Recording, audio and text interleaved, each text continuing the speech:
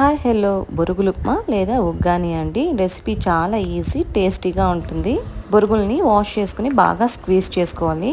పొడి కోసం ఎండుమిర్చి, వెల్లుల్లి, పుట్నాలు పౌడర్ చేసుకోవాలి.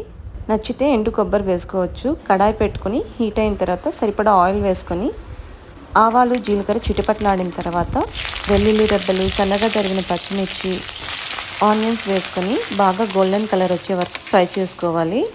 వెల్లుల్లి నచ్చని వాళ్ళు స్కిప్ చేసుకోవచ్చు. ఇలా బాగా గోల్డెన్ కలర్ వచ్చిన తర్వాత పచ్చి కరివేపాకు వేసి కాస్త ఫ్రై చేసి అందులోనే పసుపు, సరిపడా ఉప్పు, టేస్ట్కి తగ్గ కారం వేసుకొని బాగా కలుపుకొని ఉగ్గాని బొరుగులు ఒకేసారి వేయకుండా కొంచెం కొంచెం వేసుకుంటూ పోపులో కలుపుకోవాలి.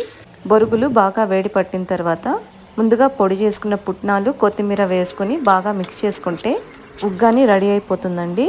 కాస్త పుల్లగా కావాలి అంటే లెమన్ స్క్వీజ్ చేసుకోవచ్చు. Subscribe and comment please.